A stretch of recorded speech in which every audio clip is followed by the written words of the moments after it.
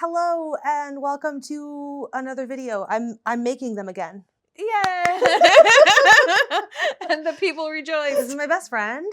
She's here visiting me for 2 weeks, and I've been talking a big game about how I think that people need to be going to museums more, need to be like actually going to the physical library more and not just using the app. For another day, I will get into that conversation. You know, libraries are awesome and we should actually use your physical library. And also, it would be really fun to go to the library and pick books for each other to read. We always talk about trying to, like, you know, get the other person to read some book that we've just read. On the never-ending list. Right, on the never-ending list. And the library feels like a really great way to do that. I also have yet to go to the downtown library here in Kansas City, which I'm also excited about. So, you know, it's a like beautiful building downtown that I haven't checked out. So let's do it. Let's go. See you in 30. I'm thinking Annibot, maybe. It's funny because I was actually reading this the last time I was visiting Nicole, and I had a lot of very strong feelings as I was reading this. I feel like if I show up with this, she will understand. I'm briefly considering nonfiction, but this is the place where she is most likely to have read something that I don't know about. So I'm second guessing myself.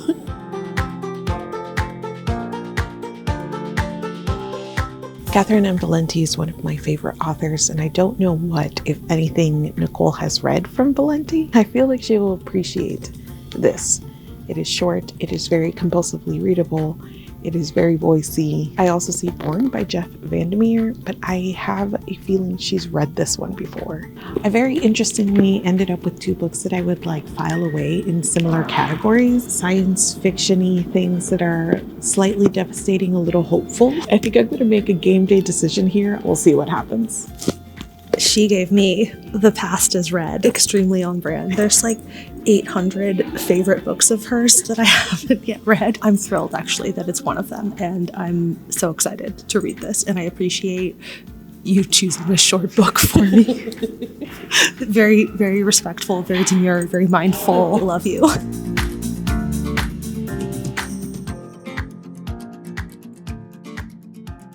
I think that I envisioned this video as having a little bit more reading vlog, a little bit more update you as I go, but I actually read it all in one sitting, so no updates, just review. To be fair, this is a very short book and also just so immensely readable that the idea of stopping to talk about it did not occur to me until I came down to do this part. And I was like, oh. Anyway, let's talk about The Past is Red by Catherine M. Valenti. This is the story of Tetley, the most hated girl in Garbage Town. The story takes place in a post-apocalyptic Earth destroyed by climate change and rising sea levels. Garbage Town is essentially like, what if the Great Pacific Garbage Patch solidified and accumulated enough mass to be a giant floating island.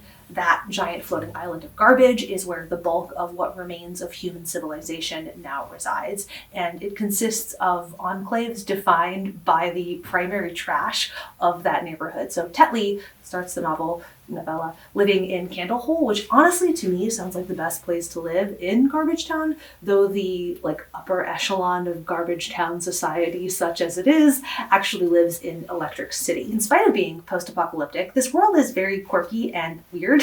Children don't get their names until their 10th birthday because of the very poor infant and childhood mortality rates, but on their 10th birthday they go on a long, like days-long walk until eventually a stranger sees them and gives them their name, usually based on some piece of garbage that is stuck to them. So Tetley is named for T. My actual favorite stupid detail of Garbage Town is that Tetley has an Oscar the Grouch backpack and talks often about Saint Oscar and the lore around her garbage deity. Tetley is, in spite of her circumstances, incredibly optimistic and determined to appreciate her surroundings because they are the only ones she's got. People of the past, so now, are referred to as fuckwits because we just took and took and took and had so little value for the world that we were destroyed. Honestly, I kind of appreciated being repeatedly called a fuckwit by this imaginary future person because she's not wrong. People of Garbage Town are particularly heinous and abusive to Tetley, the kindest girl who ever lived. It is the law of Garbage Town that she has to just let them abuse her and then thank them for their instruction afterwards. There is actually a reason that Tetley is singled out for this abuse. So Valenti originally wrote this as a short story that comprises of the first quarter of the book, and then later expanded into this full novella that picks up 10 years after the short story. So very vague, non-specific spoiler for the end of the short story portion, so about a quarter of the way through this novella. The thing that Tetley did to become the most hated girl in Garbage Town is revealed. She essentially stopped the people of Garbage Town from repeating in some ways the sins of the fuckwits. She presents something that would drain their resources and destroy Garbage Town in the process. Her driving philosophy is that they are in this situation, living in post-apocalyptic Garbage Town, because of all of the ways the fuckwits took the earth for granted and sought to extract from it up to their own destruction. But at the end of the day, the people of Garbage Town did survive, and that now is their home, and it is the only one they've got. When we catch up with her 10 years later, she's a little more jaded, but still very much the same optimistic force that she ever was. Someone later tells her that she was right to do what she did, but that he hates her anyway because she destroyed hope. But for her, it's about not living in delusion. The hope is in recognizing that they've survived in the first place. That's part of what makes her so interesting and lovable. This kind of character can come across as being deeply naive. She is actually the most clear-eyed person in all of Garbage Town. This is the world they've got, and one way or another, they have to figure out how to live in it. I loved this so much. I really, really love Tetley, and will be thinking about her constantly in the weeks, months, years ahead.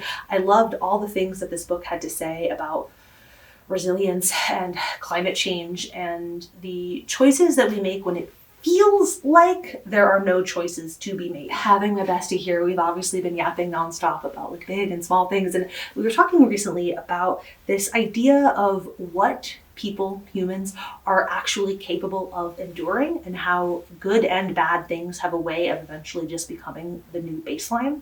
We joke a lot about not being interested in surviving the apocalypse, but that is much easier to say about an abstraction than a reality. Personal story time sidebar here, but the night that my dad died, I got a call from the hospital at 2 or 3 in the morning, and I just kept stopping to sit on the floor and say, I can't do this, over and over again, and then I'd get up and wake my siblings, and then I'd collapse and I can't do this, and then I'd get up and put my other sock on and repeat, so on and so forth, right? Because whether or not I could do this was happening.